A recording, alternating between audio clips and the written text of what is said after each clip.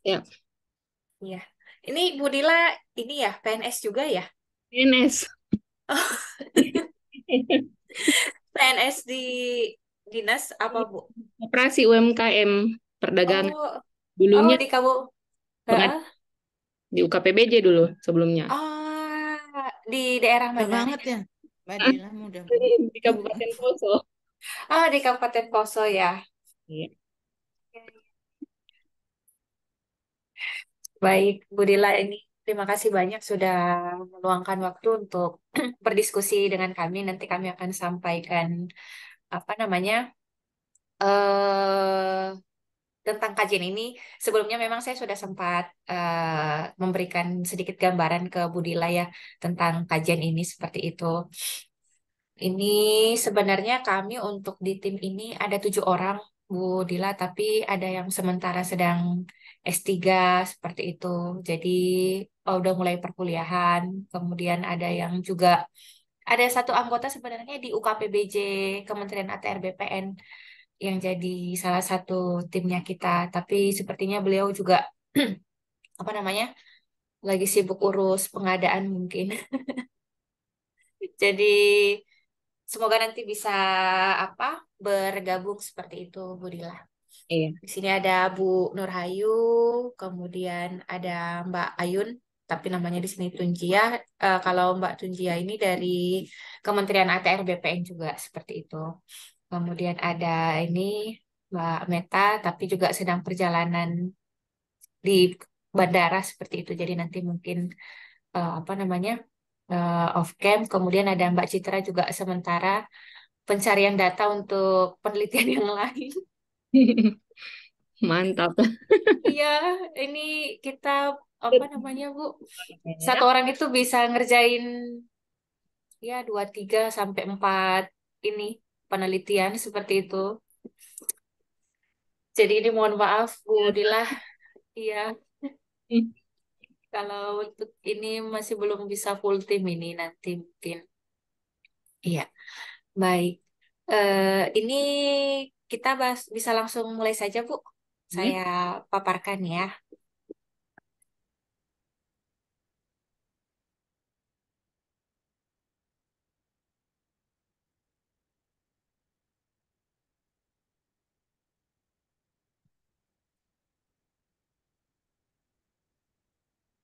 Baik.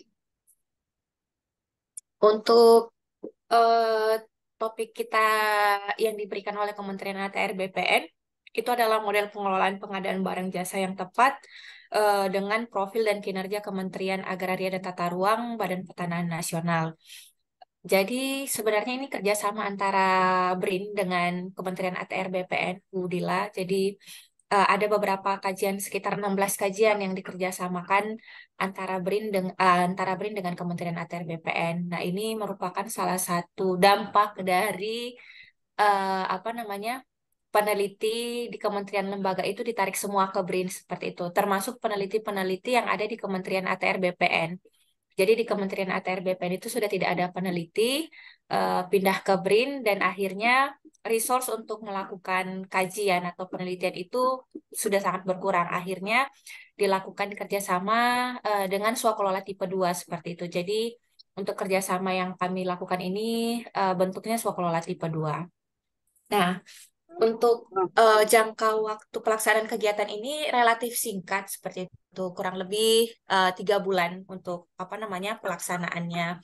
Nah, untuk 3 sampai 4 bulan, iya 3 sampai 4 bulan. Nah, karena apa ya? Karena kita sendiri juga bukan berasal dari Kementerian ATR BPN ya, untuk apa namanya? Untuk bisa mengcapture permasalahan itu kita butuh waktu karena memang kita bukan yang ada di sana dan yang sudah mengetahui bagaimana kondisinya. Jadi kita membutuhkan waktu untuk hanya untuk menangkap permasalahannya apa itu apa namanya cukup membutuhkan waktu dan output kami itu sebenarnya naskah akademik seperti itu. Jadi background study sudah ada sistematika yang ditetapkan untuk apa namanya bab per babnya itu seperti apa. Nah, ini nanti yang akan kami coba sampaikan seperti itu, Bu Dila. Nah, karena untuk tahapan pengadaan itu cukup banyak dan pengadaan di Kementerian ATR BPN itu juga sangat banyak, kami memfokuskan itu sebenarnya di tahapan perencanaan. Nah, untuk di tahapan perencanaan ini, kami mengambil case study itu, dari PTSL, seperti yang saya sampaikan sebelumnya ke Bu Dila, bahwa PTSL itu cukup komprehensif untuk dijadikan case study seperti itu. Karena ini apa ya? Karena ini naskah akademik, eh, apa ya? Untuk untuk peraturan yang mengikat itu kan tidak mungkin hanya untuk perencanaan PTSL saja seperti itu. Jadi PTSL ini hanya sebagai case study, tapi untuk apa namanya, kebijakan yang akan kita usulkan itu menyeluruh untuk apa namanya, perencanaan pengadaan barang jasa keseluruhan di Kementerian ATR BPN. Seperti itu kira-kira. Jadi PTSL ini hanya case study saja untuk menarik ke yang lebih besar itu untuk perencanaan pengadaan PBJ secara umum seperti itu. Baik, ini untuk apa namanya? Untuk beberapa latar belakang yang kami tangkap berdasarkan informasi yang kami terima pada saat sebelum turun lapang maupun sesudah turun lapang seperti itu. Untuk salah satu program prioritas di ATR BPN saat ini adalah PTSL, dan Presiden juga memberikan target yang sangat tinggi untuk apa namanya, untuk pencapaian PTSL ini. Nah, di sisi yang lain untuk apa, untuk konteks pengadaan barang dan jasanya di Kementerian ATR BPN ini hanya ada 14 PPBJ seperti itu. Sementara berdasarkan hasil asesmen di Kementerian ATR BPN itu dibutuhkan sekitar 89 PPBJ. Nah, ini akhirnya berdampak pada apa namanya, proses perencanaan itu yang tidak sesuai timeline seperti itu. Nah, kemudian ada beberapa kali terjadi bahwa perencanaan pengadaan barang jasa itu baru berjalan itu di awal tahun, sementara berdasarkan apa namanya, berdasarkan Perpres maupun tentang peraturan LKPP tentang pedoman perencanaan itu sudah dimungkinkan dimulai di eh, T-1 seperti itu. Jadi sebelum tahun berjalan sudah dimungkinkan untuk melakukan perencanaan pengadaan barang jasa. Nah, jadi kami memang dari apa namanya, dari keseluruhan proses ini kami fokuskan pada perencanaan pengadaan barang jasa, di mana dua aktor utama itu adalah KPA dan PPK. Meskipun juga PPK dimungkinkan untuk apa namanya, mengusulkan tim untuk membantu PPK seperti itu.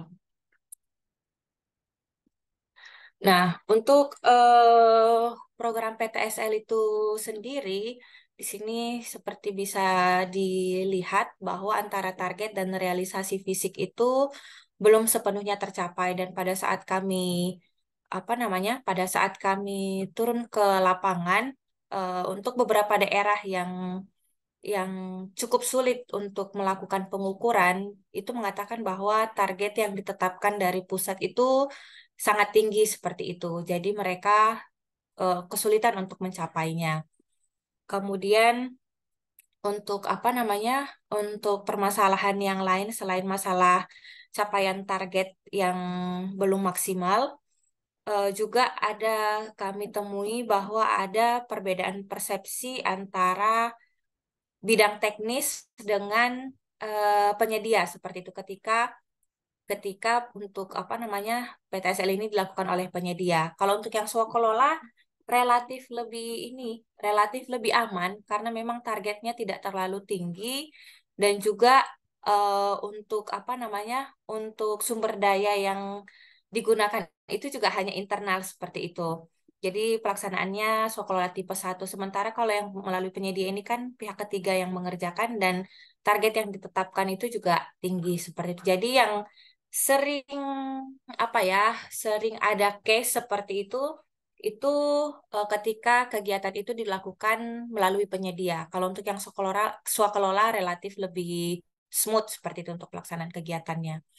Nah, di sisi yang lain, apa namanya proses perencanaan yang baik ini akan menentukan kinerja pengadaan secara keseluruhan.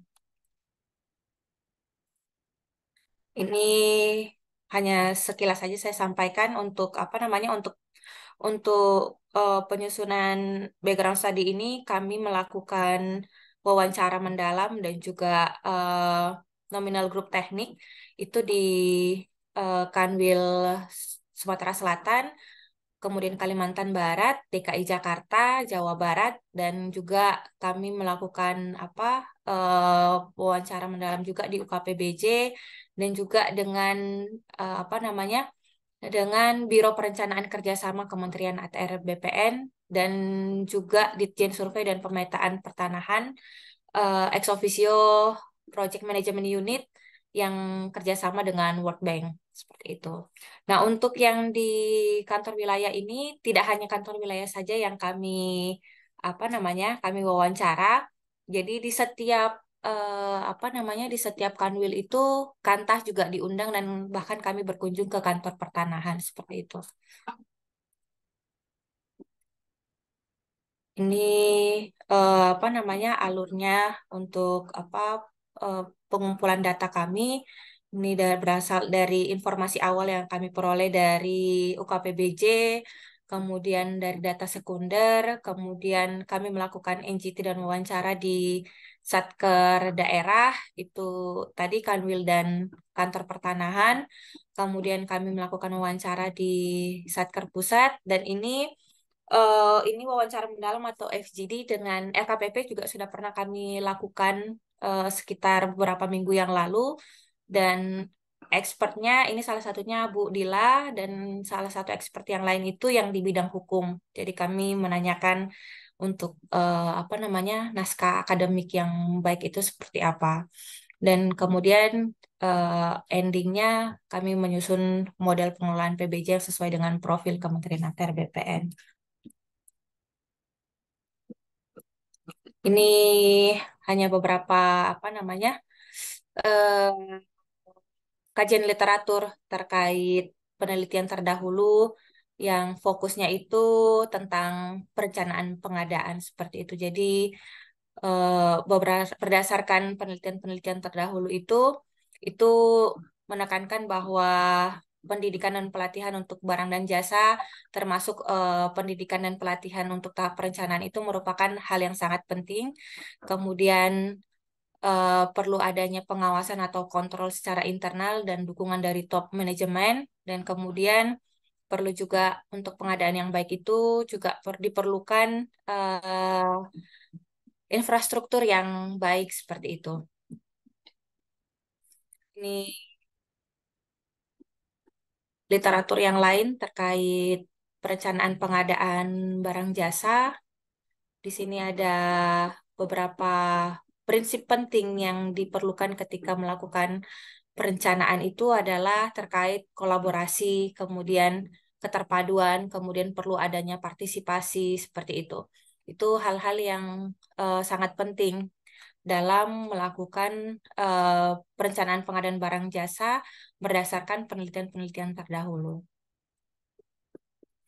Nah, untuk peraturan perundangan yang existing, karena ini adalah naskah akademik, jadi kami harus memberikan masukan terkait revisi eh, apa namanya peraturan perundangan yang berlaku seperti itu. Dan untuk di internal ATR BPN sendiri, seperti yang saya sudah kirimkan ke Bu Dila, bahwa yang berkaitan dengan pengadaan barang jasa itu eh, apa namanya untuk peraturan perundangannya itu hanya ada dua, yaitu yang terkait dengan SOP di UKPBJ dan juga terkait tentang etik dalam pengadaan barang jasa. Tapi tentu kami juga melihat peraturan yang ada di atasnya, yaitu Peraturan Presiden Nomor 12 Tahun 2021 tentang perubahan atas Peraturan Presiden Nomor 16 Tahun 2018 tentang pengadaan barang jasa pemerintah, dan kemudian juga LKPP selaku lembaga yang diamanatkan untuk melakukan pembinaan terkait pengadaan barang jasa. Itu Peraturan LKPP nomor 11 tahun 2021 tentang pedoman perencanaan pengadaan barang jasa pemerintah. Nah, ini beberapa gambaran umum terkait apa ya yang kami temukan pada saat melakukan eh, penelitian bahwa untuk apa namanya untuk proses pengadaan barang jasa ini tidak hanya dilakukan oleh UKPBJ saja seperti itu karena semua satker baik di pusat hingga daerah itu perlu melakukan pengadaan barang jasa sementara yang diatur melalui Kepmen itu hanya SOP yang ada di internal UKPBJ saja seperti itu sehingga memang perlu untuk mengatur yang lebih luas, secara lebih luas di satu instansi tersebut seperti itu. Kemudian eh, beban kerja yang tinggi yang harus diemban oleh eh, penguasa anggaran atau kuasa pengguna anggaran atau kuasa pengguna anggaran itu menjadikan PA-KPA ini tidak terlalu concern terhadap PBJ seperti itu. Dan kalau kita melihat di Perpres maupun di peraturan LKPP itu tidak disebutkan bahwa PA-KPA ini paling tidak memiliki pengetahuan tentang pengadaan itu tidak tertulis seperti itu. Padahal sebenarnya PA dan KPA ini dalam seluruh proses apa ya, proses pengadaan itu memegang peranan yang sangat sentral seperti itu. Nah, jadi apa namanya, ketika kami berdiskusi dengan LKPP, kami dapat bocoran bahwa revisi Perpres yang terbaru itu masih di Setnek informasinya. Itu juga akan memasukkan bahwa PAKPA ini setidaknya itu harus pernah mengikuti pelatihan. Jadi bukan bukan sertifikasi tapi pernah mengikuti pelatihan terkait pengadaan barang jasa pemerintah seperti itu.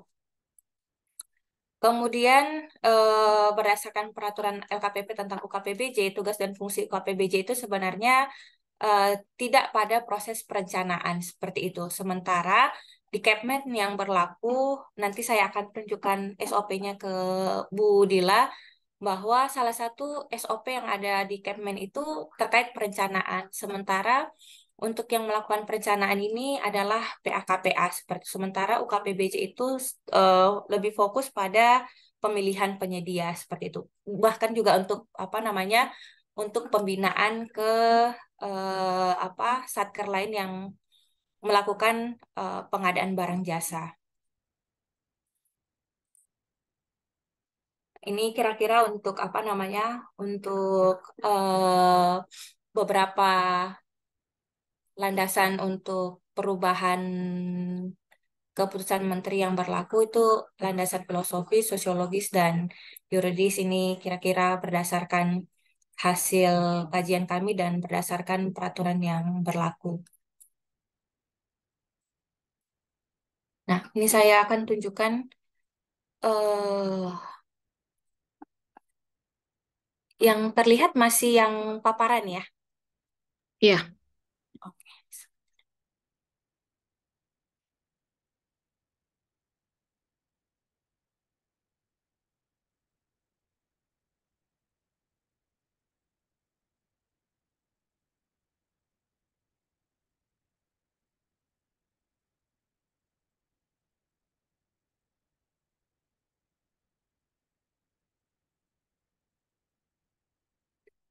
Ini Bu Dila untuk apa namanya?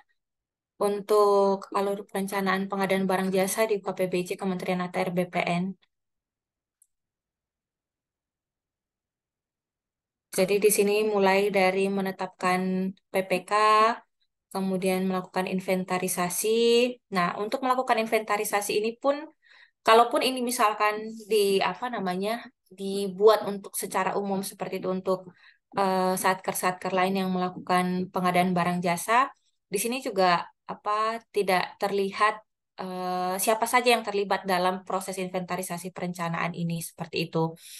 Dan kemudian identifikasi kebutuhan barang jasa itu juga tidak terlihat karena di sini kalau dilihat aktornya pelaksananya hanya dua saja, PAKPA dan PPK.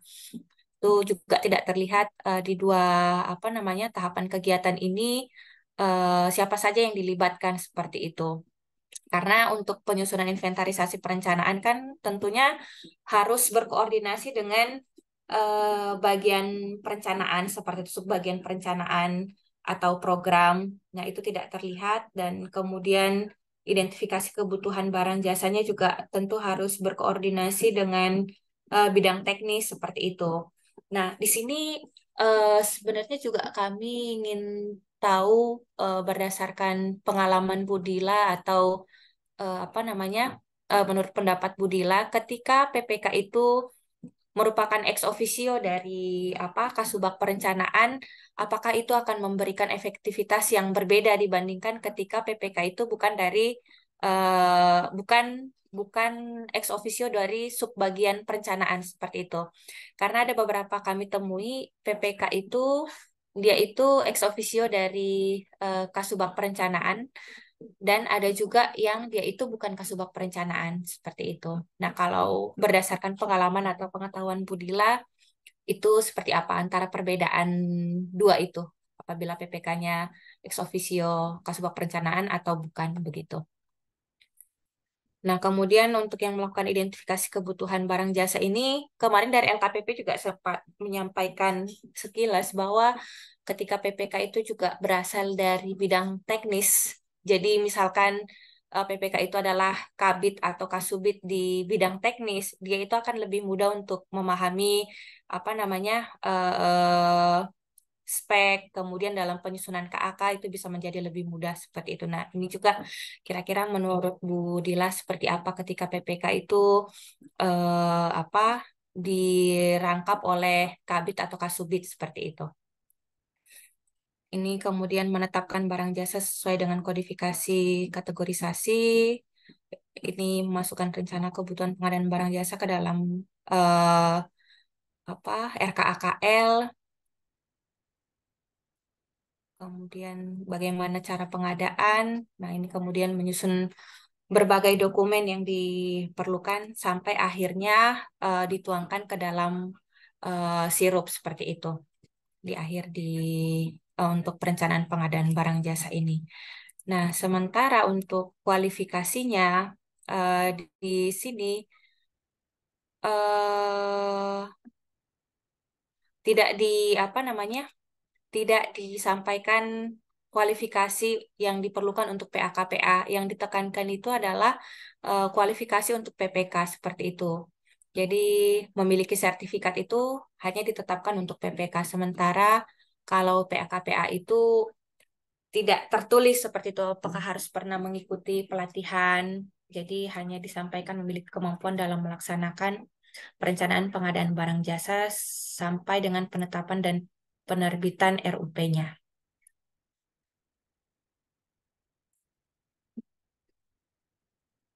Kemudian ini juga mungkin kami bisa sampaikan ke Bu Dila.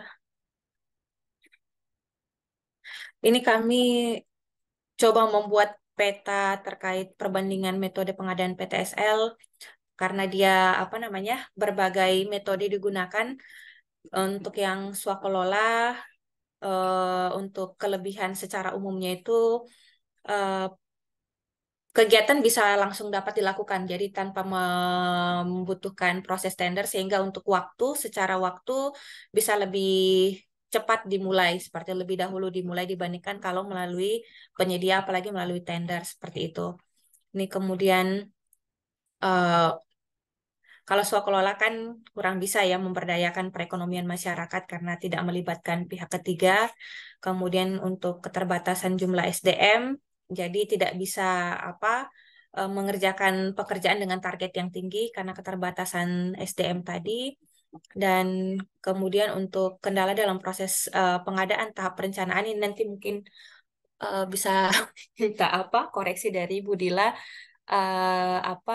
untuk tahap perencanaan ini, untuk aktivitas program lain di kantor pertanahan itu sudah membutuhkan waktu dan energi yang banyak seperti itu. Apalagi ini kegiatannya dilakukan secara swakelola, murni dilakukan oleh kantor pertanahan atau Kanwil, sehingga kesulitan dalam membagi waktu dan tenaga seperti itu.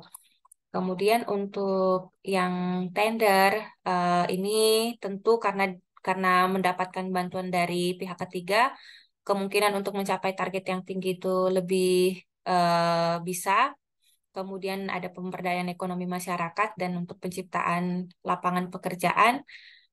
Kalau untuk tender ini, kelemahannya berdasarkan informasi yang kami terima itu karena PPK di Kanwil dan Kantor tidak memiliki kewenangan untuk apa namanya memilih penyedia. Jadi ada beberapa kasus di mana Kanwil dan Kanta ini mendapatkan penyedia yang kurang perform seperti itu. Jadi karena mereka bukan apa ya penentu siapa penyedia yang akan mendapatkan pekerjaan tersebut, kadang mereka itu mendapatkan penyedia yang kurang perform. Nah, kalau untuk dalam proses perencanaannya di sini apa namanya kemampuan PPK dalam membuat KAK spesifikasi teknis, terutama untuk program-program yang terbilang masih baru seperti itu, bukan yang kegiatan rutin. Nah, itu mereka cukup kesulitan berdasarkan informasi yang kami terima. Jadi, seperti untuk kegiatan yang PTSL, karena dia masih relatif baru berjalan beberapa tahun, dan kemudian setiap tahunnya itu ada perubahan juknis seperti itu. Jadi, PPK itu apa namanya? Hmm, ada beberapa PPK yang masih kesulitan menuangkannya dalam membuat KAK seperti itu dan harus sering bolak-balik dokumen PPK ke UKPBJ, UKPBJ mengoreksi baru dikembalikan lagi ke PPK seperti itu. Dan kemudian untuk apa namanya? Untuk proses tender itu membutuhkan waktu yang lebih panjang. Jadi apabila tidak dimulai dari T-1 itu untuk proses pelaksanaannya itu bisa mundur seperti itu karena untuk tender untuk apa butuh waktu yang lebih panjang. Nah, kemudian eh, dicoba juga untuk apa namanya untuk proses pengadaan ini juga melalui kontrak payung, Bu Dila. Jadi apa namanya apalagi karena ini mendapatkan pendanaan dari World Bank ya, dapat pinjaman dari World Bank. Jadi eh, sistem kerjanya itu juga dengan kontrak payung seperti itu. Jadi waktu itu kegiatan itu multi years. Jadi untuk tahun 2022 sampai 2023 seperti itu untuk pelaksanaan kegiatannya. Nah, ini kira-kira yang menjadi kelemahan dan kelebihan apa namanya dengan kontrak payung secara waktu mungkin di tahun pertama yang agak molor, tapi ketika di tahun kedua tidak berulang lagi proses tendernya karena sudah apa namanya sudah dimulai di awal kerjasama. Ini diakui sendiri oleh PMU karena perencanaan kontrak itu tidak dimulai T-1 sehingga ada hambatan dalam implementasi PTSL. Jadi mereka baru bisa memulai itu di sekitaran bulan Agustus September karena prosesnya cukup panjang dan harus membutuhkan persetujuan dari World Bank dulu seperti itu.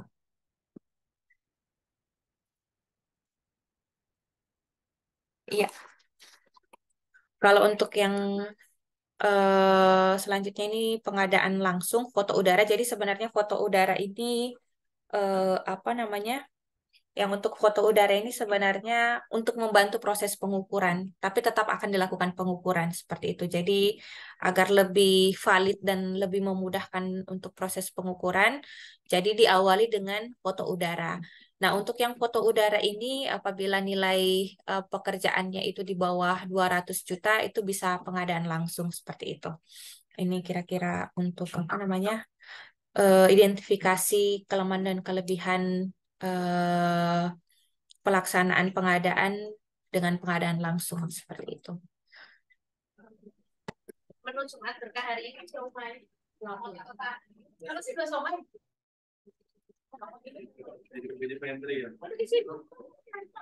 Ini bersyukur nih sudah ada Bu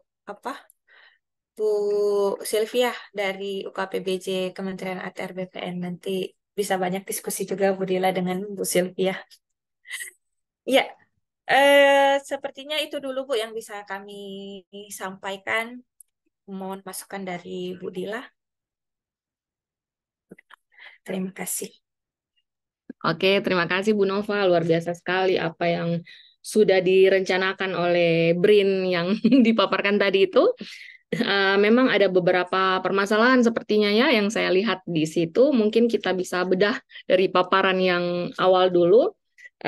Terkait model perencanaan ini, tadi saya mencatat beberapa hal ya. Yang pertama tadi kondisi atau permasalahan yang saya lihat terkait PPBJ ya, jumlah PPBJ-nya ini mungkin masih kurang. Mungkin saran dari saya, pihak Kementerian ATR ini bisa menggunakan mungkin pakai agen pengadaan atau pilihan yang lain seperti itu. Kalau memang beban kerja dan jumlah personilnya belum mencukupi. Itu kan banyak alternatif lain ketika di Satker kita itu belum tercukupi untuk SDM pengadaannya. Itu yang pertama.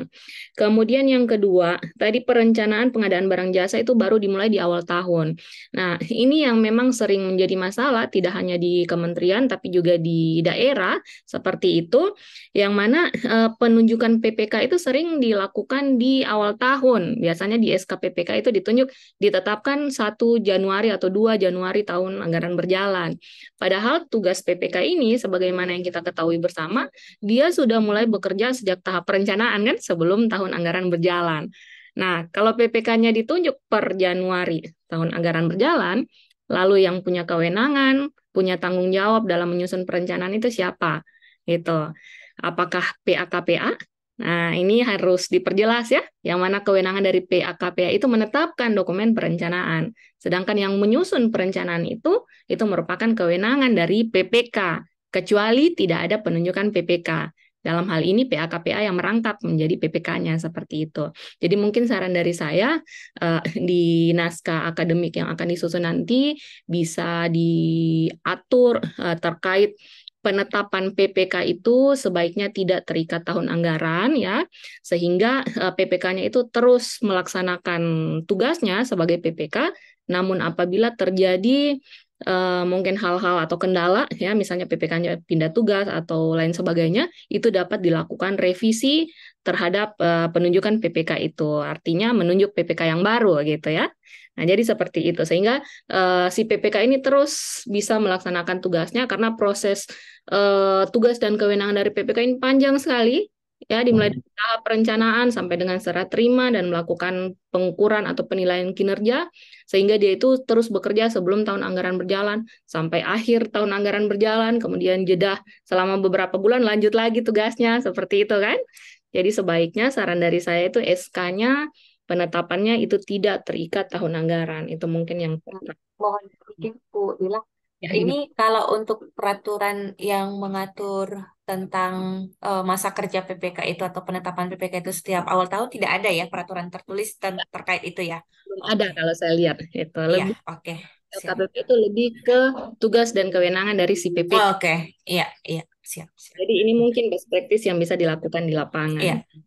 Kemudian target dari pusat tadi saya lihat mungkin terlalu tinggi ya atau cenderung tinggi sehingga sulit dicapai. Sedangkan target dari pusat itu kan dicantumkan dalam RKA, gitu ya. Nah, pertanyaannya, RKA ini sampai ada target tersebut, itu dari mana asal muasalnya itu?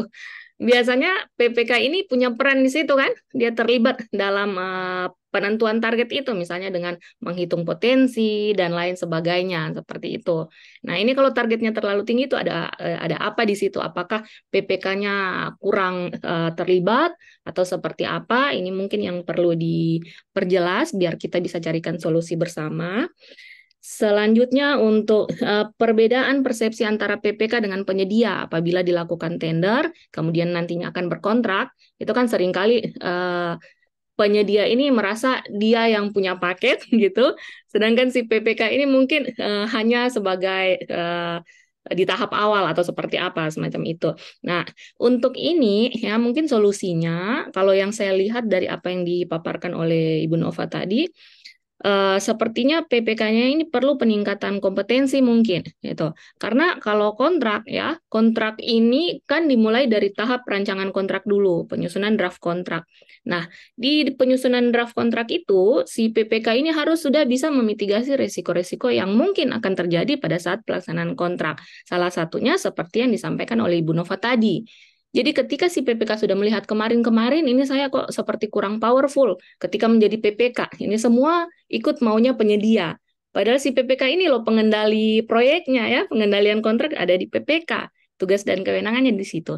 Nah, cara memitigasi resikonya, tentu saja si PPK ini harus membunyikan di dalam klausul-klausul kontrak. Itu apa saja yang menurut dia ini nanti kalau kejadian begini, bagaimana caranya supaya PPK ini tetap powerful di situ pada saat bertugas. Jadi seperti itu. Ini mungkin bisa jadi bahan oleh BRIN dalam menyusun kebijakan ke depannya ya terkait perencanaan pengadaan barang jasa. Kemudian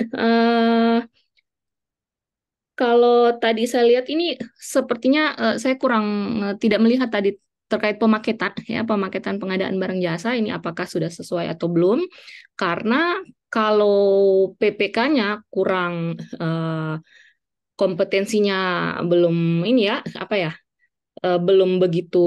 Kalau yang saya lihat dari apa yang dijelaskan oleh Ibu Nova tadi, sepertinya PPK-nya kan banyak masalahnya di PPK gitu kan, gitu. Sehingga perlu dokumen perencanaannya ini memang perlu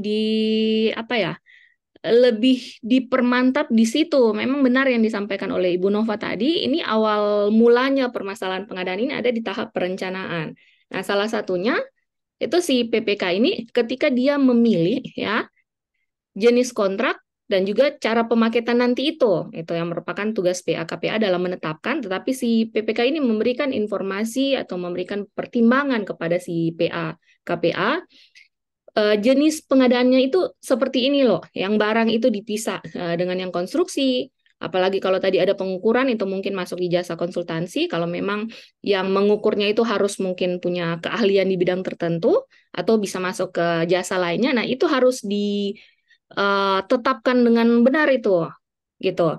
Sehingga ketika nanti pengadaannya ya, misalnya barang itu kan sekarang bisa dilakukan melalui e-katalog gitu.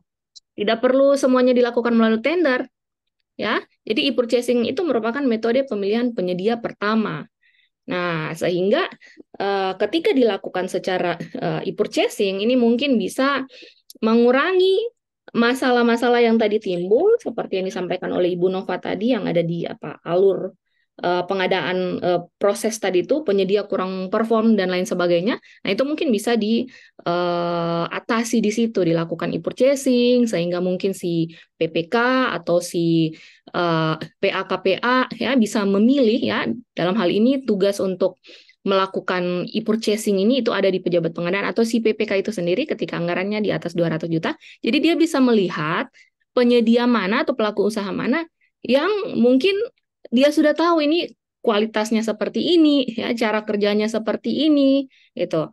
Tentu saja si PPK kan punya tugas kewenangan menilai kinerja di paket-paket sebelumnya kan, jadi dia sudah tahu si pelaku usaha yang ini itu seperti ini loh.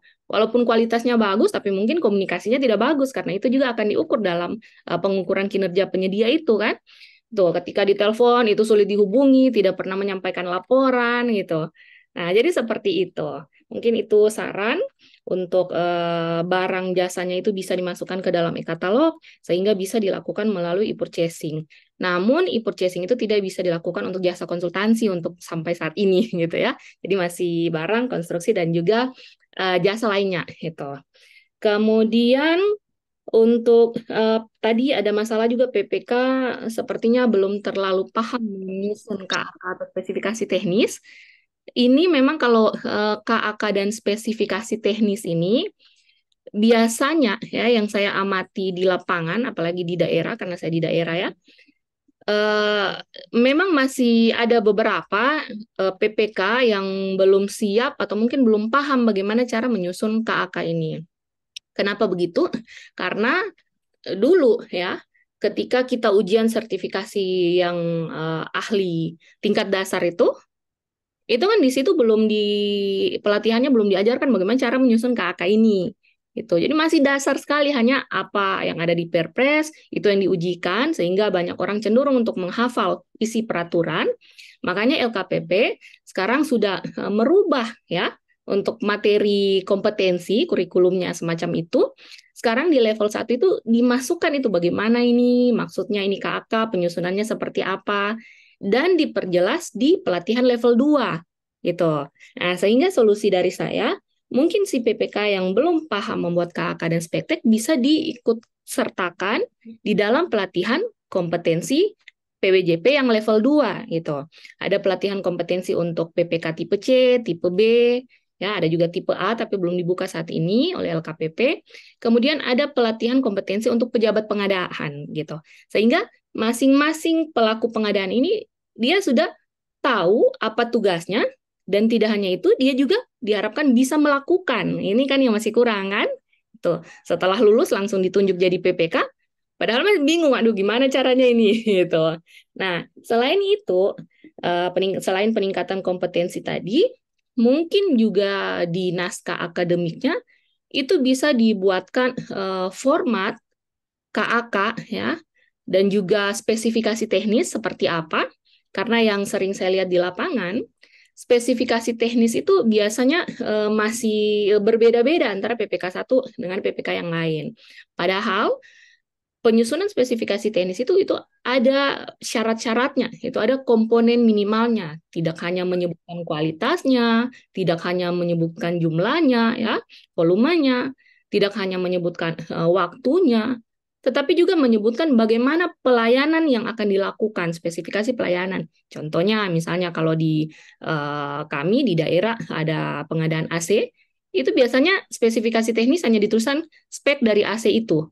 Padahal nanti ketika AC-nya datang, itu mau dipasang oleh siapa, kemudian pemeliharaannya bagaimana, itu tidak dimuat di dalam spesifikasi teknis yang disusun tadi.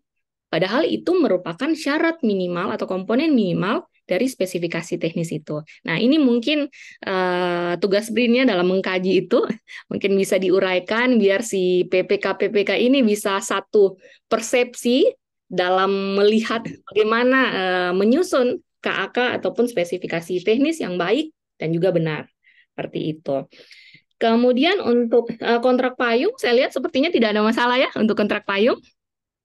Itu sudah pilihan terbaik. Iya, Payung, apalagi kalau hanya masalah di tahun pertama saja, Bu. tahun Yang pertama. masalah waktu, iya. Waktu untuk melakukan Pemilihan penyedianya, karena membutuhkan persetujuan dari World Bank dulu kan.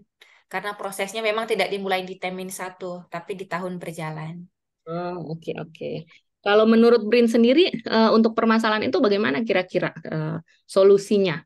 Kalau untuk permasalahan itu sebenarnya ketika proses itu dimulai Termin 1 itu sebenarnya sudah bisa diminimalisir dari proses untuk implementasinya seperti itu tidak akan terlambat seperti itu, Bu. Ketika memang dimulai di Termin 1. Cuman kemarin itu memang permasalahannya karena dimulai di tahun berjalan seperti itu. Artinya ke depannya perjanjian antara Kementerian ATR ini dengan si World Bank bisa diperbarui gitu.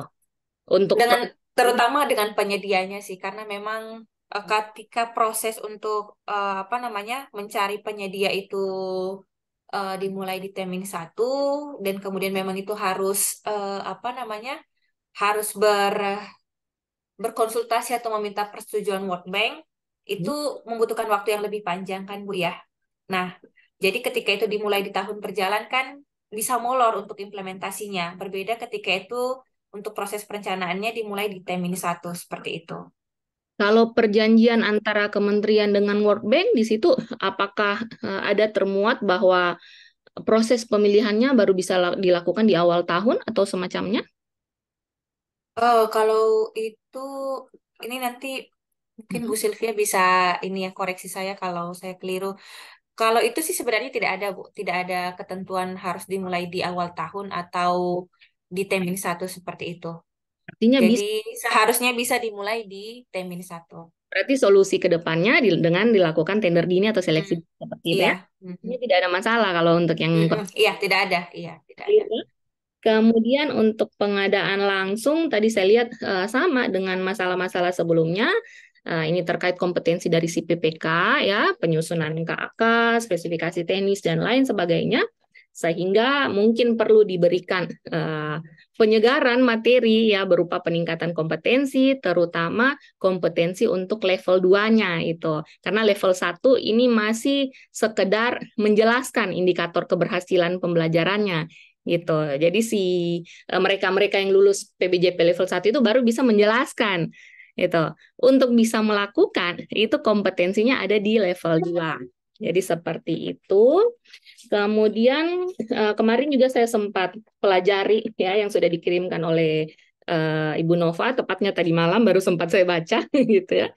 Eh, untuk mungkin saya lebih menekankan ke si PPK ini karena si PPK punya kewenangan dalam menyusun dokumen perencanaan.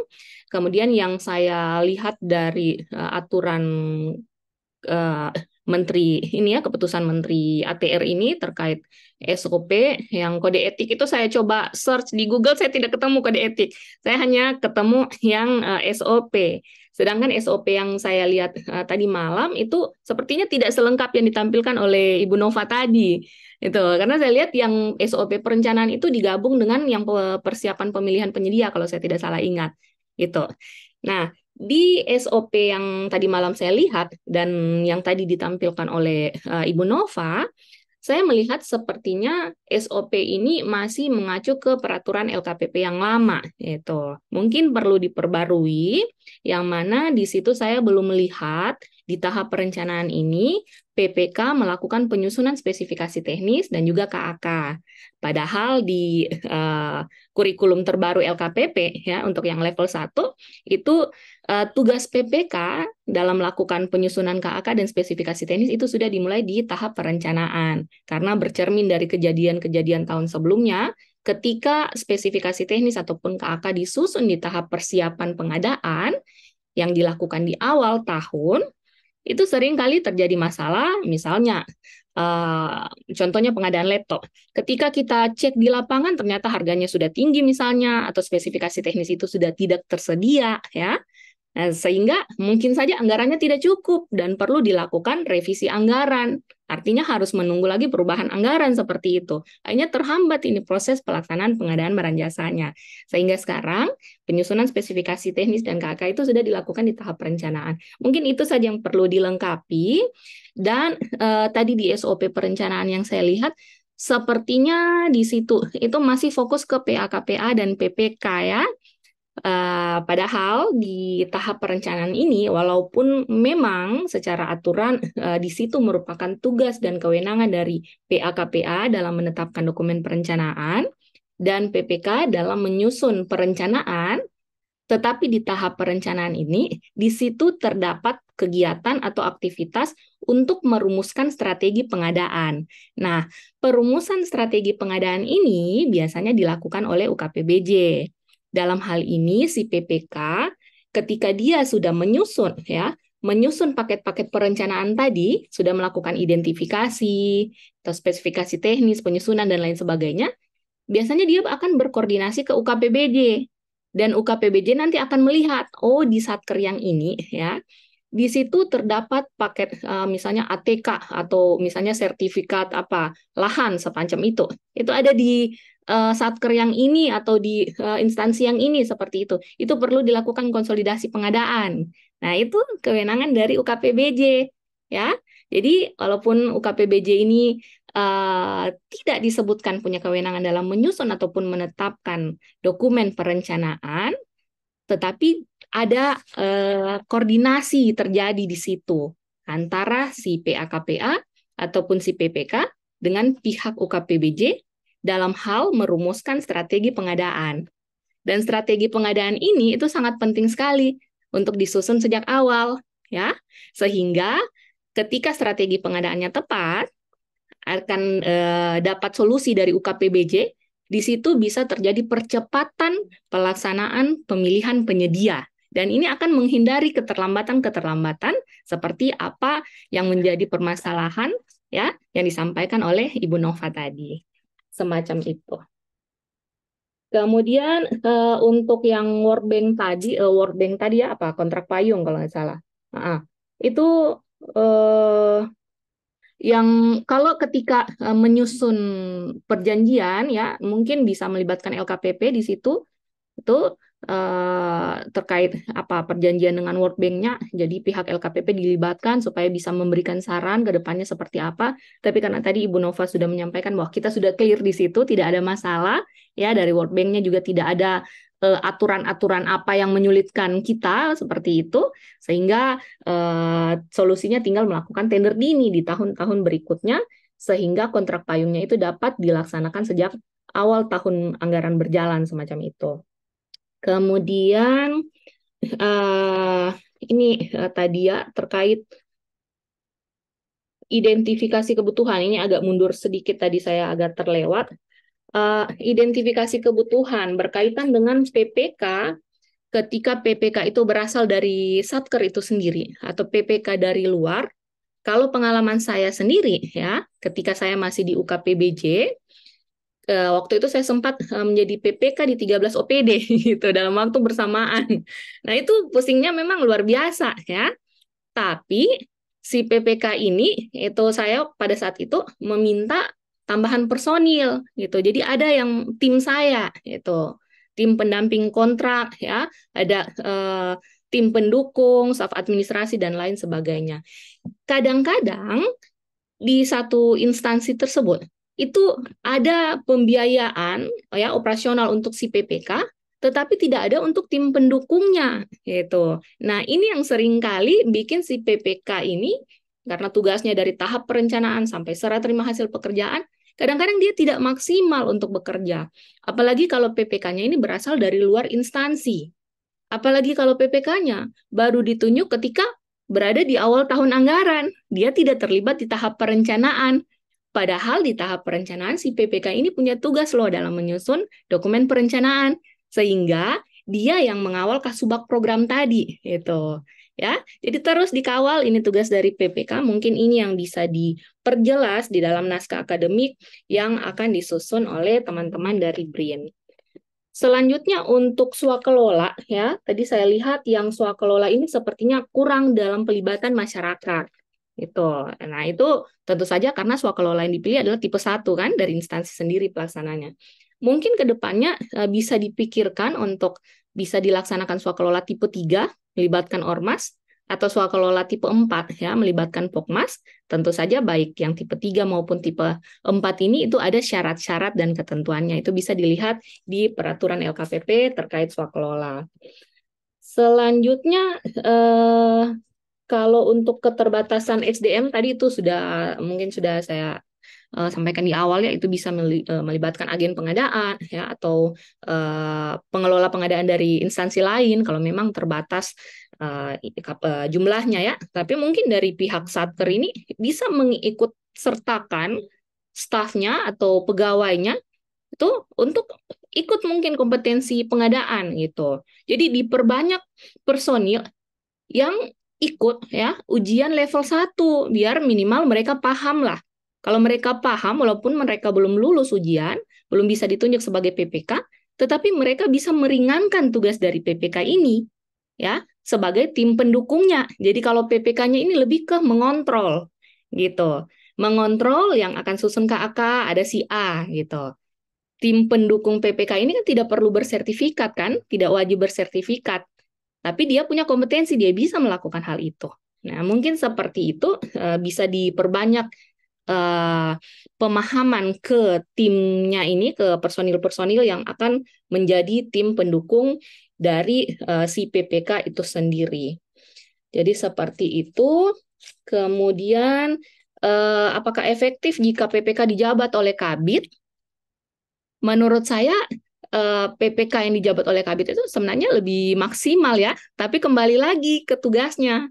Karena si Kabid itu sendiri sudah punya tugas beban kerja yang banyak, akan dibebankan lagi nih ditugaskan sebagai PPK banyak sekali orang yang menolak gitu. Kalau jabatan kabid kan sering menolak. Nah, dibuatlah semacam apa kebijakan dan lain sebagainya ya, supaya si kabid tadi ini yang menjadi PPK itu akan dibantu oleh si A, si B, si C. Tapi tanggung jawabnya ada di si kabid sebagai PPK. Sehingga tugasnya itu lebih ke mengontrol ya proses perencanaan, ya proses persiapan pengadaan, kemudian pelaksanaan kontrak sampai dengan serah terima hasil pekerjaan. Kurang lebih seperti itu yang bisa saya sampaikan. Mungkin kita diskusi saja di sini. Saya kembalikan ke Ibu Nova. Terima kasih. Wah, ini luar biasa nih, Bu Dila. Banyak dapat insight kita. Sebelum saya tanggapi dari Bu Sylvia, mungkin ada yang mau ditanggapi Bu Sylvia dari apa yang disampaikan oleh Bu Dila? Baik, Mbak Nova, Iya, terima kasih iya, sebelumnya. Maaf, Bu, saya ini ya, saya agak kurang stabil deh kalau di sini iya, matikan videonya. siap. Terima kasih, Bu Paradila. Tadi saya sempat terlambat masuk. Banyak sekali saran yang telah diberikan. Terutama tadi memang di kami seperti SOP itu, memang SOP itu masih mengacu kepada masih mengacu kepada peraturan yang lama.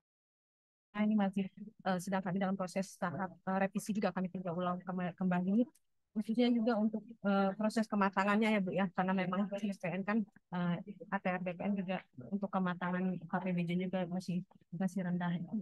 SOP-nya memang Paruh kita Yoko bisa kita mulai nggak reviewnya ya? kemudian untuk di PPK itu sendiri memang kan karena organisasinya Langsung aja ya.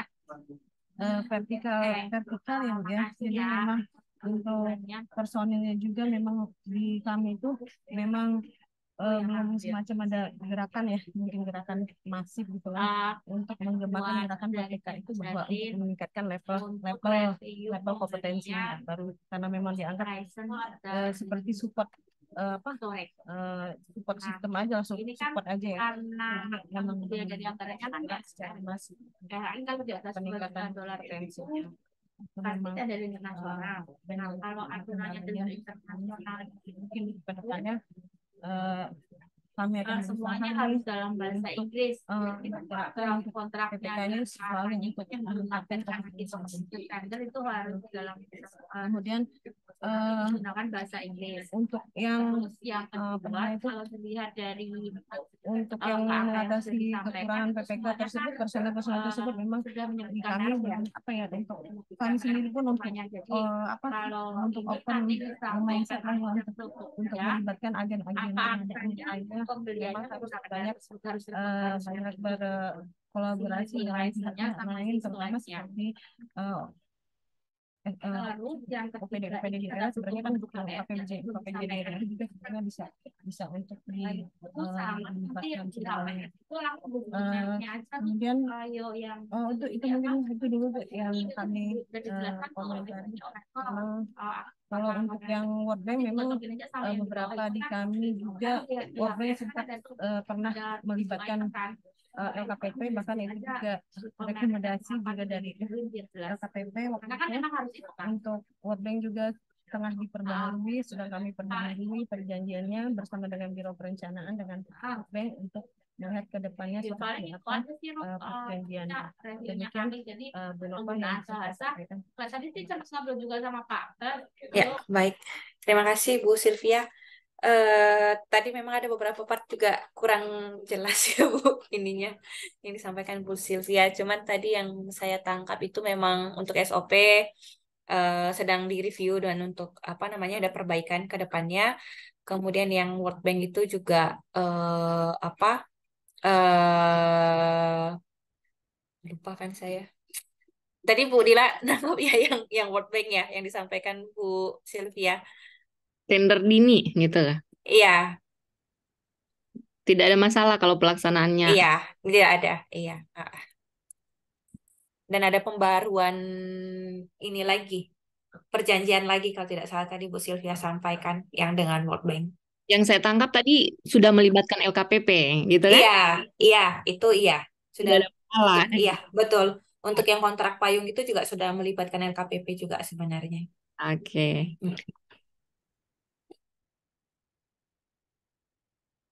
Baik, Bu. Untuk apa namanya? Untuk yang apa? Untuk yang tadi Bu Dila sampaikan bahwa di peraturan itu sebenarnya sangat memungkinkan kalau PPK itu membentuk tim seperti itu ya Bu untuk membantu PPK.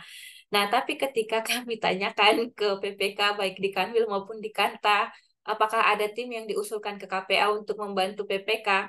Tidak ada, belum ada kami temui. Kami datangin itu mungkin ada sekitar hampir 20 kantor pertanahan di apa namanya di empat kanwil seperti itu. Itu ketika kami tanyakan apakah PPK membentuk tim seperti itu untuk membantu tugas PPK, tidak ada sih yang mereka apa membentuk tim khusus untuk pengadaan seperti itu, Bu. Hanya saja mungkin karena ini ya, karena rata-rata PPK yang kami wawancara itu adalah struktural ya, Bu ya. Jadi apa namanya ada pelimpahan tugas mungkin karena struktural setara eselon 4 seperti itu sebagai pengawas jadi punya staf untuk membantu. Nah, jadi mereka itu hanya memberdayakan stafnya saja seperti itu tapi tidak ada SK khusus yang diajukan ke KPA untuk pembentukan tim untuk membantu proses pengadaan barang jasa. Nah, hanya saja ada juga yang kami temui itu PPK-nya itu mirip seperti eselon 5 lah, seperti itu. Jadi dia itu di bawah KTU, karena kan untuk yang perencanaan di mana? Di kantor pertanahan itu kan setara eselon 4 ya Bu ya, karena kepala kantornya itu kan eselon 3. Nah, KTU-nya eselon 4. Nah, di bawah KTU ini ada lagi yang mengurus SDM, keuangan, seperti perencanaan.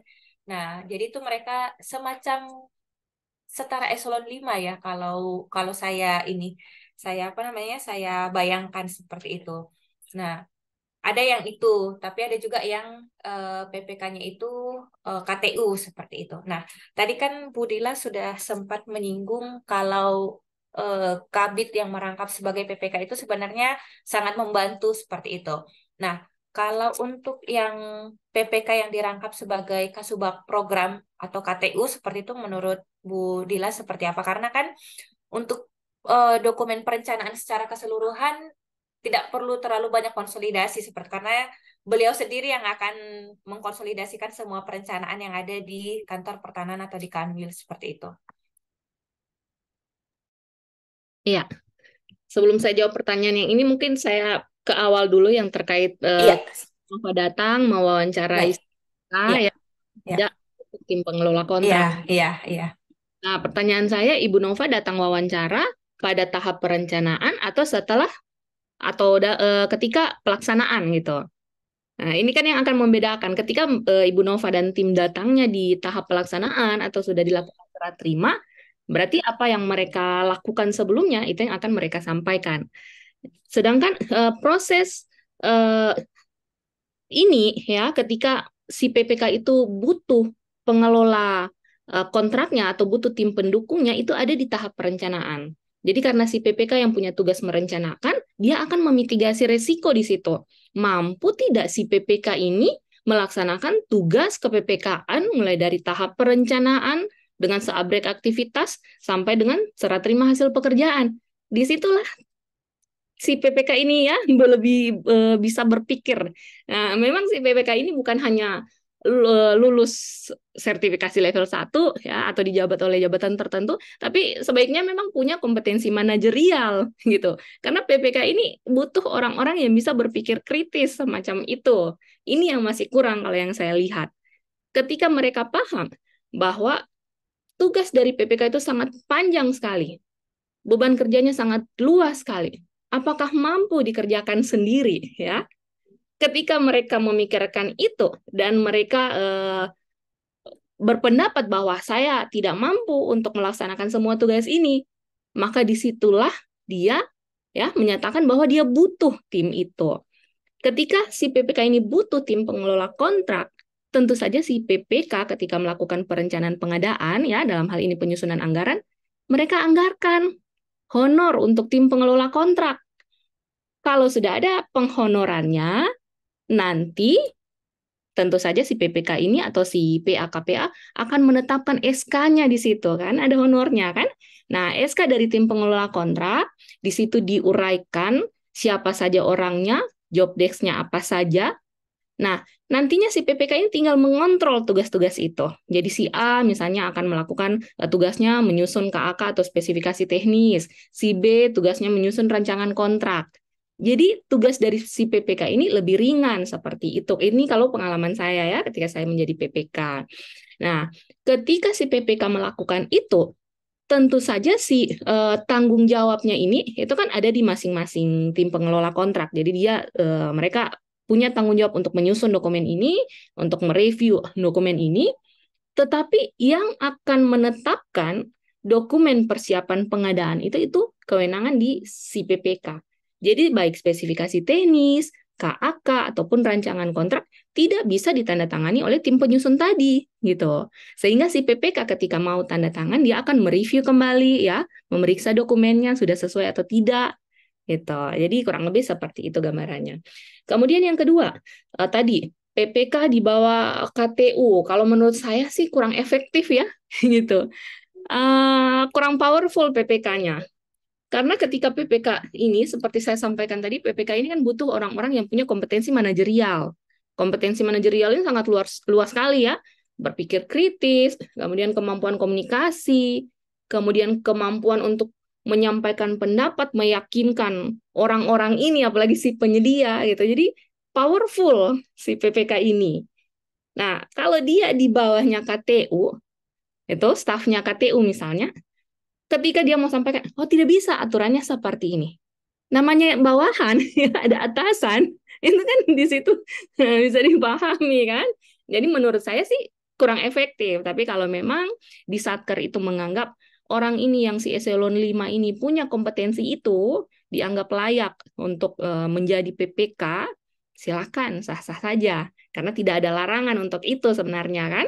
Tapi di peraturan LKPP itu memang kalau untuk jabatan PPK di situ saya lihat ada kompetensi manajerial level 3 kalau saya tidak salah ingat ya, sehingga mungkin lebih tepat ketika dijabat oleh mereka yang berada di level 3 ya atau di eselon 3 mungkin seperti itu. Memang belum dijelaskan seperti apa sih kompetensi manajerial level 3 yang dimaksud dalam peraturan LKPP tersebut. Jadi kita masih bisa melakukan best practice mungkin di lapangan semacam itu. Terima kasih Bu Nova.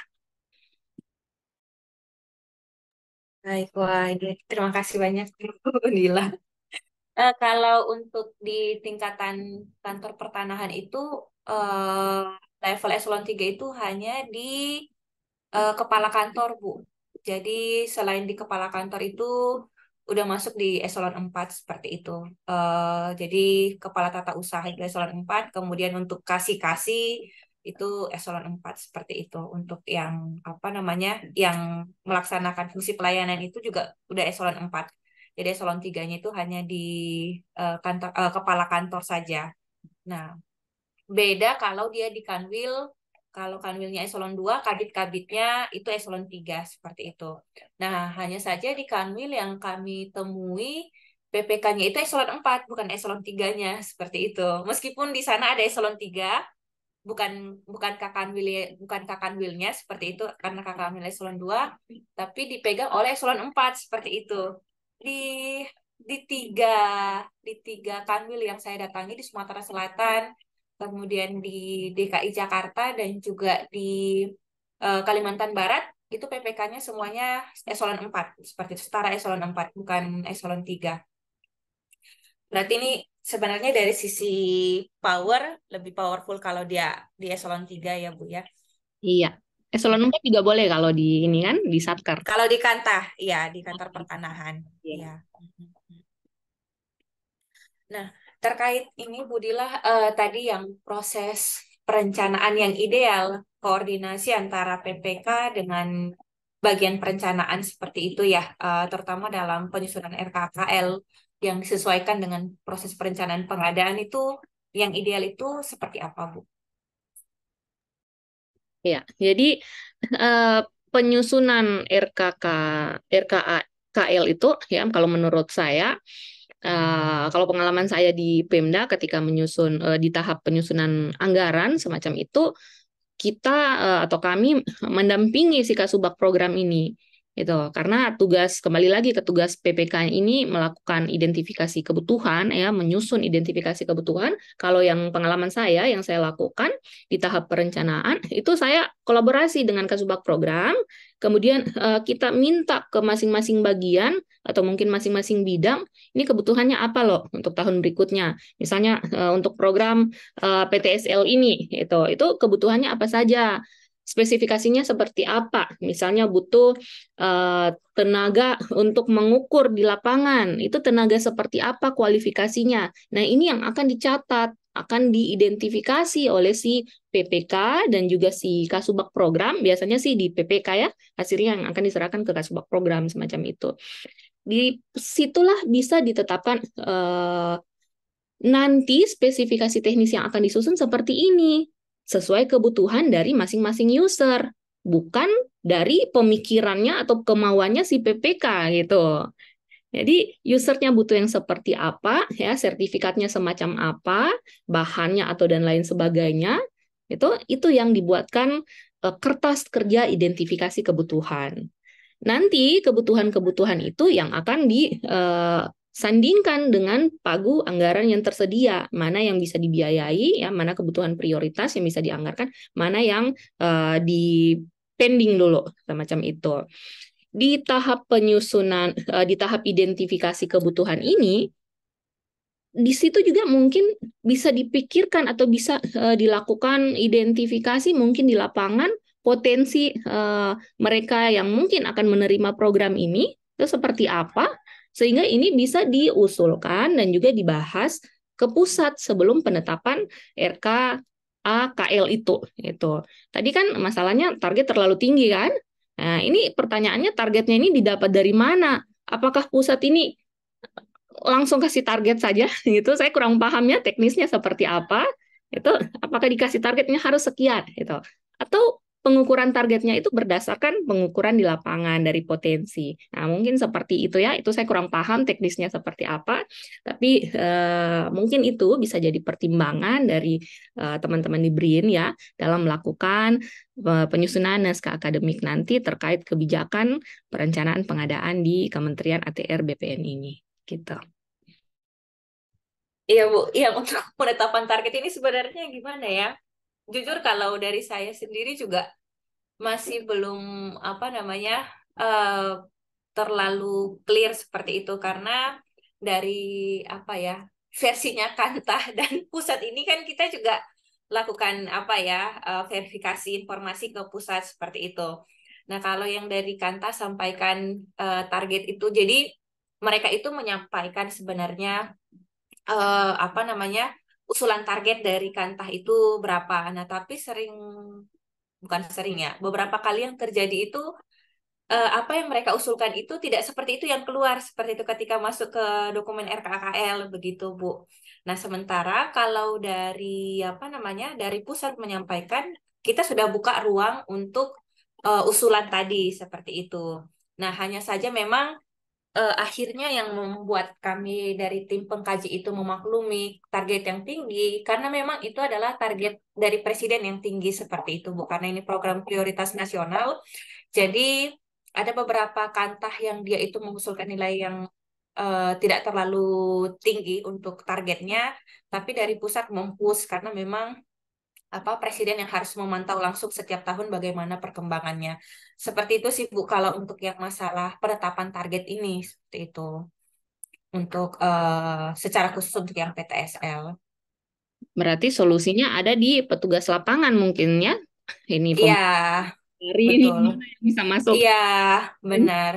Iya, untuk bisa mencapai target tadi seperti itu. Dan kalau informasi dari apa namanya dari eh, Biro Perencanaan lagi, salah satu kendala kenapa tidak tercapai target itu juga karena apa anggaran yang kurang seperti itu. Karena apa namanya misalkan ada optimalisasi seperti itu sehingga anggaran yang seharusnya untuk yang PTSL dialihkan ke yang lain seperti seperti itu, Bu. Cuman memang dari sisi Biro Perencanaan bersyukur adanya PHLN ini karena bisa lebih fleksibel seperti itu dibandingkan kalau menggunakan rupiah murni seperti itu. Untuk apa namanya mendapatkan pendanaannya. Mungkin Begitu sih. dari yang saya tangkap tadi untuk kajiannya atau naskah akademik mungkin dikhususkan untuk target-target tadi ini itu karena yang saya lihat sepertinya tidak masuk ke ranah perencanaan ini mungkin ya karena apa yang diusulkan itu tidak sesuai dengan target jadi mungkin bisa selain perencanaan mungkin ada apa aturan-aturan yang lain atau juknis, juklak semacam itu, bagaimana nanti pelaksanaan apa yang harus dilakukan di lapangan oleh si petugas lapangan untuk mencapai target itu. Target. Tidak ada solusi lain ya yang bisa dilakukan ketika target sudah turun.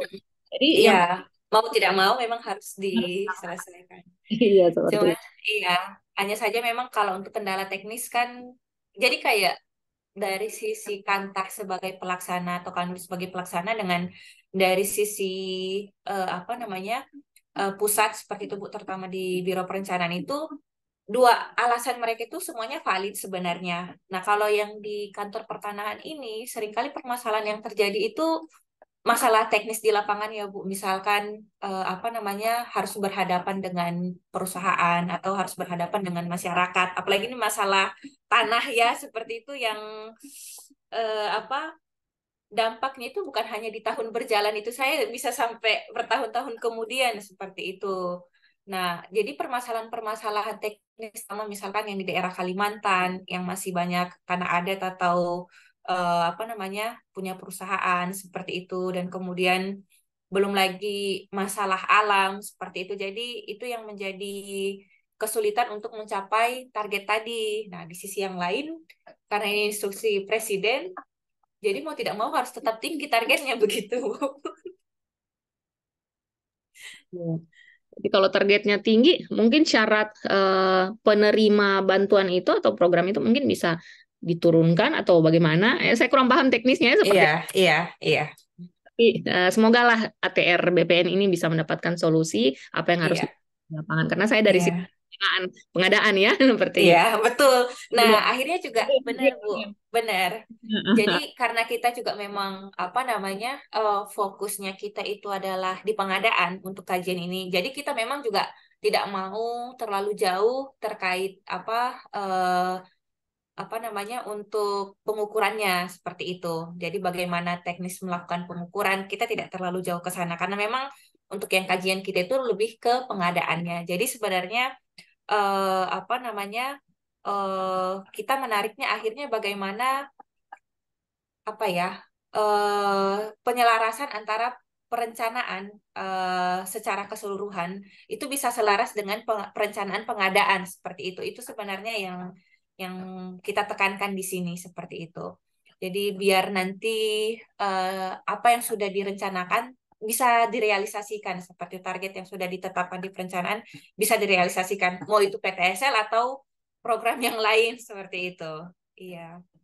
Nah, tadi dari Bu Dila apa namanya sangat baik tadi bahwa PPK itu bersama-sama dengan Kasubag program seperti itu untuk apa? Untuk bisa berkomunikasi dengan bidang-bidang seperti itu ya Bu untuk kebutuhannya mereka itu bagaimana.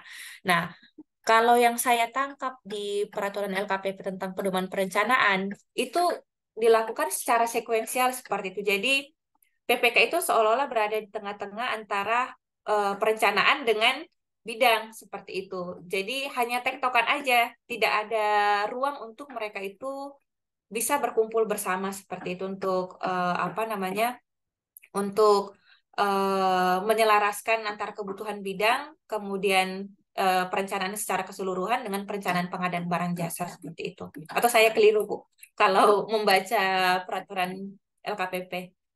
Kalau yang saya lihat sih selama ini sebenarnya itu merupakan tugas dari PPK ya dalam melakukan perencanaan, identifikasi dan lain sebagainya. Kasubag program ini tinggal terima hasilnya dari PPK itu untuk dituangkan di dalam RKA itu, yaitu draft RKA dan lain sebagainya, untuk diinput lah semacam itu. Tapi yang mengidentifikasi di lapangan, mencari tahu ini kebutuhannya apa, itu sebenarnya ada di PPK. Tapi memang di banyak daerah ya, saya tidak tahu kalau di kementerian seperti apa, di banyak daerah itu memang sepertinya si PPK ini kurang terlibat di perencanaan ini. Mungkin karena SK PPK-nya baru efektif di Januari tahun anggaran berjalan, mungkin seperti itu. Padahal kalau dari apa yang dijelaskan di Perpres 16 2018 beserta perubahannya dan juga di peraturan LKPP ya, terutama di Perlem nomor 11 2021 itu perencanaan pengadaan, di situ disebutkan bahwa tugas PPK ini sudah dimulai sejak tahap perencanaan pengadaan. Namun seringkali mungkin belum dipahami atau saya kurang paham juga kenapa si PPK ini sering begitu ya di lapangan. Nah, ini mungkin karena kurang diberikan peningkatan kompetensi atau semacamnya. Padahal sekarang kan sudah banyak sekali kan kursus-kursus di YouTube, saya juga bisa dilihat ya di tahap perencanaan ini loh yang akan harus dilakukan oleh si PPK. Jadi mungkin lebih ke penetapan penetapan PPK tadi itu yang dilakukan di awal tahun, sehingga PPK merasa bukan tanggung jawab saya loh di tahap perencanaan itu. Untuk apa saya ikut-ikut terlibat berkolaborasi dengan Kasbah program kan? Nah, jadi mungkin saran dari saya itu penetapan PPK-nya itu sebaiknya tidak terikat tahun anggaran, sehingga si PPK ini mungkin bisa dibuatkan juknis atau juklak ya, apa yang harus dia lakukan sebagai PPK, misalnya SOP-nya tadi, di situ alur-alurnya itu kolaborasi dengan stakeholder mana saja, ya, dan diperjelas tugas PPK-nya ini loh, mengidentifikasi kebutuhan. Nanti hasilnya itu yang dilakukan oleh penginputan oleh si Kasubag program. Misalnya seperti itu, jangan terbalik ya. Kasubag programnya yang mencari tahu ini butuh apa dan lain sebagainya. Padahal si PPK-nya malah nanti sudah ada hasil perencanaan, baru dia mau melaksanakan. Nah, itu pemahaman yang keliru terhadap tugas dan kewenangan dari si pejabat pembuat komitmen. Seperti itu, Bu Nova. Siap, Bu. Jadi ini sih, ini Bu Sylvia udah resen. Apa namanya, informasi yang kami terima itu dan apa ya, hasil observasi kami itu juga menunjukkan kalau seperti yang Bu Dila sampaikan terakhir, kalau apa namanya, kalau si PPK itu hanya pelaksana saja apa yang sudah direncanakan, dia tinggal mengikuti itu saja seperti itu. Iya. Nah, harus terlaksana semua kan tuntutannya Iya, benar-benar. tahu ini Iya, dari ya. sampai ditetapkan. Betul, betul, betul. Iya, iya. Bu Sylvia tadi ada yang ingin disampaikan, Bu, silakan. Ya Bu, jadi ini jadi menarik ya Bu ya, masalah PPK ini memang untuk PPK ini sendiri juga memang di kami itu kan yang penting intinya ada sertifikatnya dulu lah gitu kan, karena memang dianggap memang support system gitu kan. Nah kemudian yang kedua untuk PPK itu sebaiknya tadi kan eselon 3 ya, dianggap eselon 3 atau eselon 4 dianggap karena dia harus butuh kompetensi manajerial juga kan, tidak hanya sekedar PBJ-nya saja. Nah, tapi maksudnya untuk di Menpan RB sendiri kan memang yang setahu saya ya, maksudnya itu kan hanya ada misalnya ada 3 jabatan itu struktural, JF tertentu, kemudian ada pimpinan gitu. Nah, sebaiknya mereka ini PPK ini struktural atau di JF kan gitu. Nah kemudian ada dua di kami itu kadang-kadang PPK itu apakah dia dimasuk di ranahnya biro keuangan, karena kami kan terpisah biro keuangan dan di biro umum gitu. Nah seperti itu. Sebaiknya dia ada di mana kalau misalnya dimasukkan dia di level di level struktural di eselon 4 atau eselon 3-nya mungkin banyak yang ya itu tadi yang dibilang banyak yang menolak, keberatan kalau untuk itu. Nah, kemudian untuk yang SKPPK itu memang di kami itu rata-rata memang ditetapkan di awal tahun, karena memang di biro keuangan itu kan dia untuk menganggarkan honorariumnya itu kan.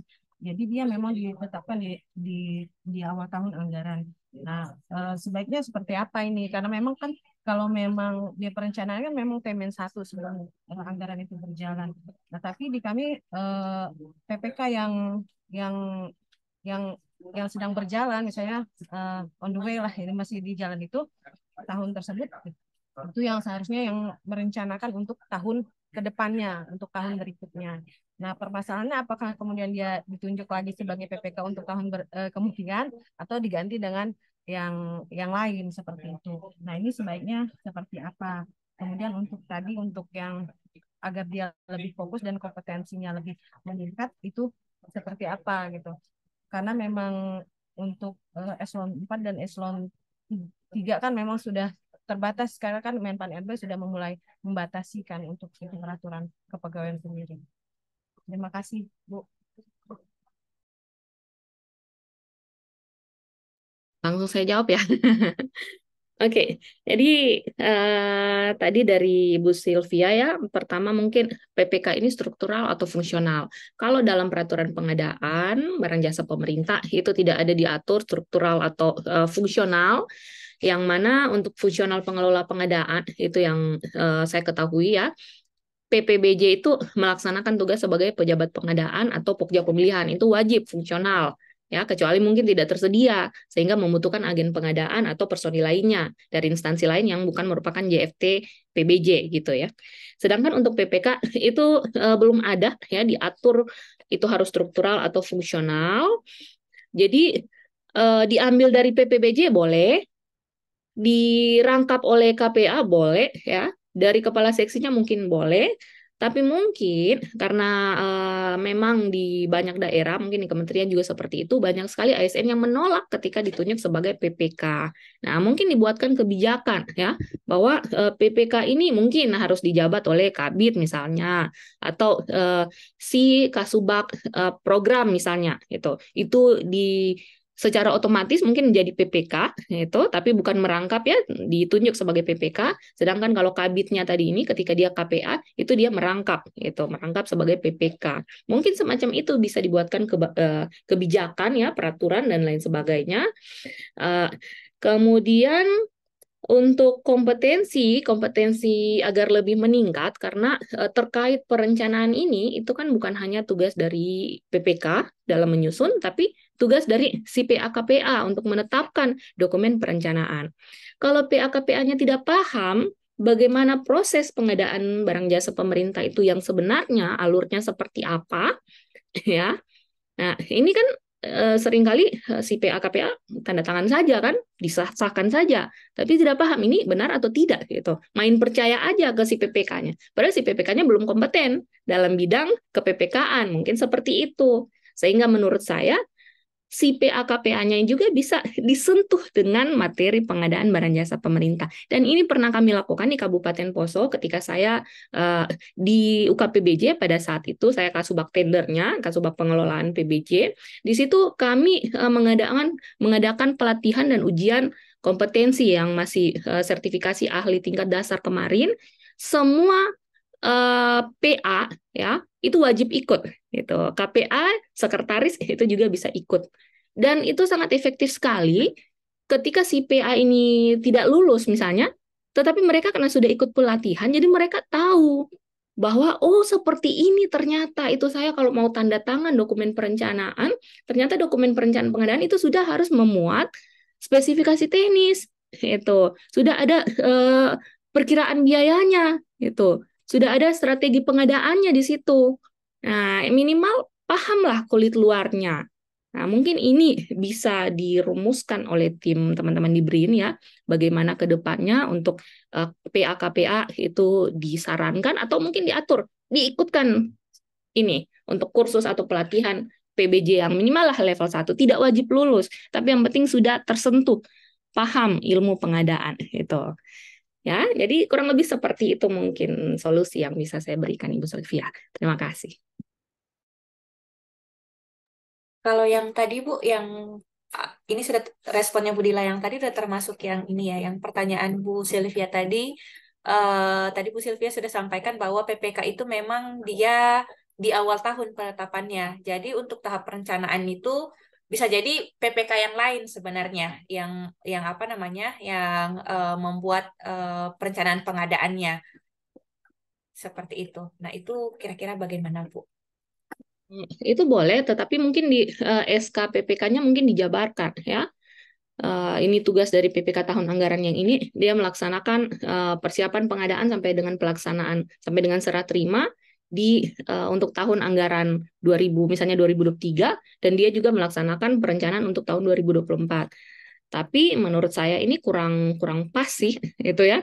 Karena proses pengadaan ini dimulai dari tahap perencanaan sampai tahap pelaksanaan, bukan dari tahap persiapan pengadaan ya. Jadi dalam berbicara tentang pengadaan barang jasa pemerintah itu kita melihat dari 1 tahun anggaran gitu. Jadi PPK-nya ini tugasnya dari awal tahun gitu, dari tahap perencanaannya sebelum tahun anggaran berjalan, bukan dari tahap persiapan sampai tahap pelaksanaan, kemudian mengerjakan perencanaan di tahun anggaran yang lain yang berikutnya kan. Itu tujuannya apa?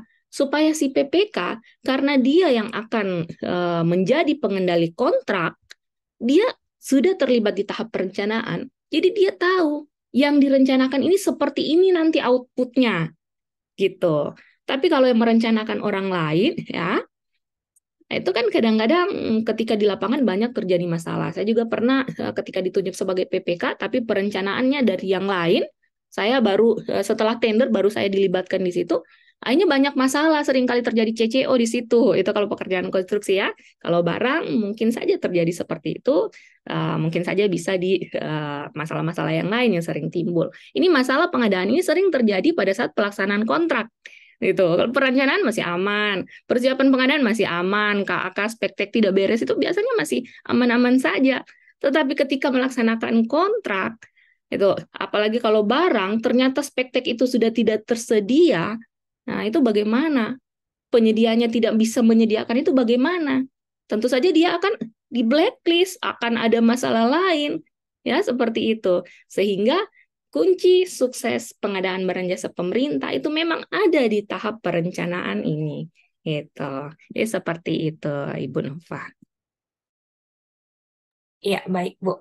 Ini silakan Bapak rekan-rekan yang lain apabila ada yang ingin ditanyakan, saya izin sebentar 1 menit yang tidak sampai.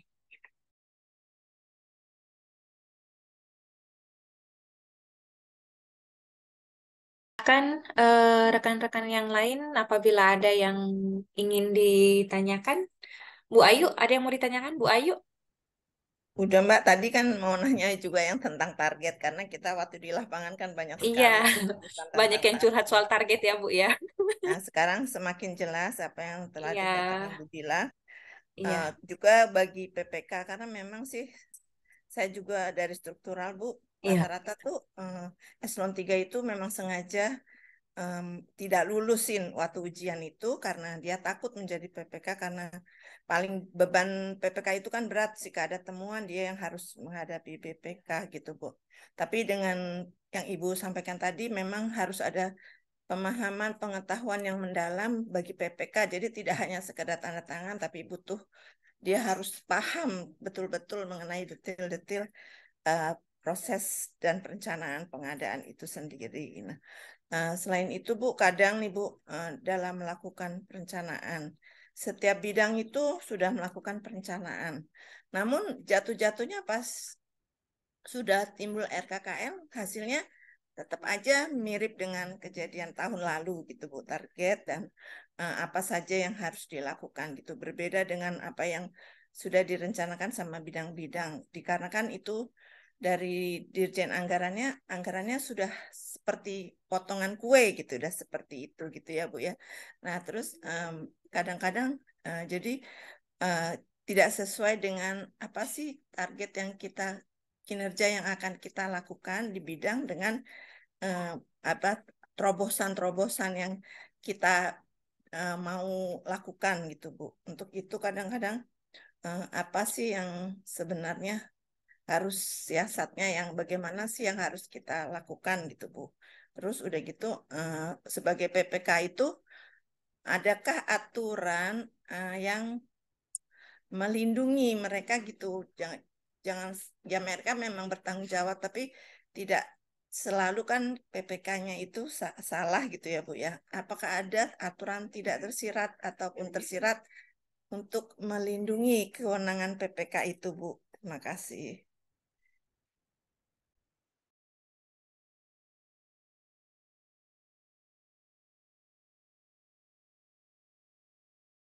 Oke.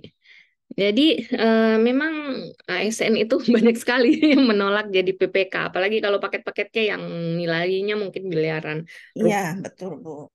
gitu. Nah, kalau yang saya lihat, ini kalau saya sendiri paling suka ditunjuk sebagai PPK ketimbang sebagai pokmil gitu. Karena PPK itu kita powerful sekali loh di situ. Tapi banyak orang ya, banyak ASN ini yang melihat ini tugas PPK ini terlalu besar, ya terlalu luas. Kemudian di situ karena PPK-nya ini tugasnya ada di tahap pelaksanaan kontrak. Kontrak itu kan mengelola keuangan. Nah, pengelolaan keuangan ini yang sering terjadi permasalahan di situ ya. Ada potensi-potensi permasalahan hukum. Sebenarnya di dalam aturan pengadaan barang jasa pemerintah, kalau masih tahap perencanaan gitu ya, itu masih masuk di administrasi itu sampai dengan proses pemilihan penyedia. Jadi kalaupun ada misalnya kesalahan prosedur misalnya ya, salah menyusun spesifikasi teknis, itu tidak masalah, itu hanya temuan administrasi gitu, tidak berujung di penjara ya. Ini yang pemahaman yang masih keliru gitu. Banyak orang yang keliru memahami aturan pengadaan itu. Yang ketika kita masuk di ranah pelaksanaan kontrak sejak penerbitan SPPBJ, nah di situ baru masuk ke wilayah hukum perdata. Nah, jadi wilayah hukum perdata tentu saja ketika terjadi misalnya kesalahan membayar mungkin di situ, nah itu kan akan diminta untuk mengembalikan kan semacam itu. Tapi ketika kita ya sejak proses tahap perencanaan sampai serah terima, kemudian kita di situ melakukan KKN merugikan negara, itu baru masuk ke wilayah hukum pidana. Jadi selama kita menjadi PPK kita tidak menerima suap ya, tidak melakukan kolusi, ya aman-aman saja seperti itu. Tapi karena tugas PPK ini yang mungkin agak berat ya, tugasnya panjang sekali, banyak sekali, sehingga agar lebih ringan tugasnya, ya dilibatkanlah tim pengelola kontrak itu. Tentu saja ketika kita melibatkan orang lain untuk membantu kita, supaya mereka mau membantu kita kan kita kasih insentif kan mereka, kita anggarkan honorariumnya. Apalagi PPK ini banyak yang menurut pengamatan saya banyak tidak mau jadi PPK karena PPK ini kan sering turun ke lapangan, cek lokasi proyek, ini bagaimana mengawasi dan lain sebagainya. Sebenarnya itu tidak perlu khawatir. Silakan bentuk tim pengelola kontrak, tetapkan siapa yang akan menjadi pengawas lapangan. Gitu. Seperti pengalaman saya ketika menjadi PPK di 13 OPD. Itu saya tunjuk paket A, OPD A. Ini loh yang akan jadi pengawas lapangan. Ini loh kalau ada administrasi ini. Nah, kalau ada masalah ya, saya tuliskan di dalam syarat-syarat khusus kontrak. Ini ketika terjadi permasalahan seperti ini, yang akan mengambil tindakan situ adalah pengawas lapangan. Gitu. Nah, jadi saya bagi tugasnya ya perannya untuk si pengawas lapangan seperti ini sehingga PPK-nya tidak pusing. Nanti kalau ada masalah yang besar, jadi si PPK ini memitigasi risiko yang mungkin akan terjadi pada saat pelaksanaan pekerjaan. Ketika masalahnya terjadi seperti ini misalnya, nah, baru si PPK-nya yang turun, tapi PPK-nya ini tetap mengontrol. Sehingga ketika kita lakukan seperti itu, ini akan ringan tugas dari seorang PPK itu. Makanya saya bilang PPK ini sebenarnya paling pas kalau dijabat oleh Kabid. Karena Kabid ini kan sudah punya kompetensi manajerial kan. Dia sudah bisa memimpin, mengomunikasikan, mengontrol ya, berkolaborasi, kerjasama dalam tim, public speaking-nya ya, komunikasi dan lain sebagainya. Mungkin seperti itu. Ini yang harus disampaikan kepada teman-teman calon-calon PPK ini itu, atau mungkin disarankan nonton saja YouTube saya gitu, supaya paham ini loh jadi PPK tidak seberat itu Ferguson. Semacam itu Ibu, terima kasih. Ada tanggapan balik dari Bu Ayu? Udah, Mbak. Udah. Terima kasih, Bu. Ini jujur Bu, apa namanya, lihat Bu Dila ini juga dari YouTube. Jadi waktu searching di YouTube kan, apa namanya, pengadaan barang jasa. Jadi untuk nambah inilah pengetahuannya kita tentang pengadaan barang jasa, itu banyak videonya Bu Dila yang muncul seperti itu. Terus saya searching di Instagram, namanya Bu Dila. Nah itu masuknya kan ke admin Deskai ya. Baru saya komunikasi ke admin minta diberikan nomornya Bu Dila seperti itu. Ini sangat membantu apa namanya, materi-materi yang Bu Dila sampaikan lewat YouTube seperti itu. termasuk mungkin kita ini bukan PPK, bukan KPA seperti itu ya, tapi yang memang tertarik menulis atau melakukan kajian tentang pengadaan barang jasa juga sangat terbantu seperti itu. Iya, jadi memang saya sering menekankan ya ke teman-teman, itu saya sering sharing, sebenarnya pengadaan itu tidak rumit loh, tidak sulit gitu. Jadi dibuat enjoy saja. Pengadaan ini apalagi di Perpres 16 2018 itu merupakan simplifikasi peraturan-peraturan sebelumnya kan. Jadi lebih simpel, lebih enak. Tapi tergantung mindset kita. Kalau kita dari awal sudah merasa, aduh berat tugas pengadaan ini, aduh sulit, resikonya penjara. Nah, jadi yang harus dirubah ini adalah mindset gitu. Sehingga ketika kita melaksanakan pengadaan itu enjoy. Banyak yang bertanya kenapa Ibu Dila jadi PPK tapi santai-santai saja, masih bisa ketawa. Yang lain itu mukanya sudah stres. Padahal seperti itu. Kita harus paham dulu dan dimulai dari mindset yang benar seperti itu.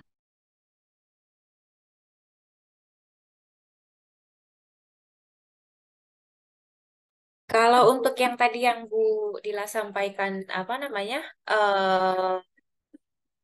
ada pembentukan tim yang untuk membantu PPK, itu bisa masuk di ini ya, masuk di klausul kontrak juga ya, tentang keberadaan mereka seperti itu. Ya, jadi karena di kontrak itu kewenangannya PPK ya, sehingga tidak bisa ada yang ganggu gugat sebenarnya. Jadi PA KPA itu kan di awal ya tugasnya penetapan dokumen perencanaan, dan nanti di akhir ketika proses pengadaan ini selesai baru diserahkan kepada si user ini, kepada si PA KPA. Nah, jadi kalau memang di lapangan itu tidak disebutkan di dalam klausul kontrak bahwa yang bisa masuk ke lokasi proyek atau ke dalam ranah pekerjaan ini adalah si A, si B, si C. Nah, si penyedia ini tidak perlu mendengar kata-kata atau perintah dari oknum tersebut gitu. Nah, sehingga si PPK ya ketika dia mau mendelegasikan mungkin tugasnya kepada si pengawas lapangan contohnya, nah dia bunyikan di dalam klausul kontrak. Itu di dalam klausul kontrak SSKK itu ada pihak-pihak yang terlibat di situ, dituliskan itu misalnya untuk paket pengukuran apa tanah atau apa, siapa yang menjadi pengawas lapangan. Pengawas lapangan ini yang akan mengikuti prosedur itu di lapangan. Kalau PPK kan tidak mungkin kan turun ke sana kan, gitu. Kecuali mungkin PPK-nya bukan kabit gitu pelaksana. Sehingga ini kenapa PPK itu sering ditunjuk di jabatan pelaksananya, karena seperti itu pejabat pelaksana ini yang masih fleksibel kan bisa ke sana ke sini gitu. Kabitnya tidak mau, gitu kan sibuk ya. Nah, jadi mungkin seperti itu yang bisa dilakukan di lapangan. Jadi walaupun PPK banyak kelola paket pengadaan, tunjuk paket A, ini penanggung jawabnya. Paket B ini, tentu saja penanggung jawab itu harus di SK-kan dan harus dibunyikan di dalam klausul kontrak khusus untuk pengawas lapangan. Seperti itu, Bu Nova. Bu Dila, silakan apabila masih ada, kita masih punya waktu sekitar 5 menit lagi mungkin ya. Silakan ibu-ibu yang lain, ada yang ingin ditanyakan lagi? Bu Sylvia, masih ada Bu Sylvia yang ingin ditanyakan, Bu?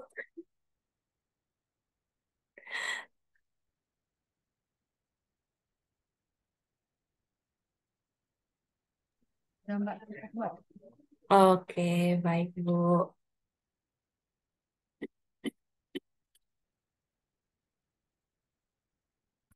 Kalau untuk Bu Dila saat ini sebagai kabit Bu di ini Dinkop. Saat ini sebagai fungsional pengawas Oh, ini. pengawas koperasi.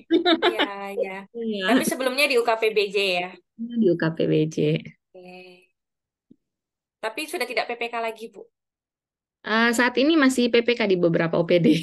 Oh, Dan masih oke, jadi pemilihan di UKPBJ. oke.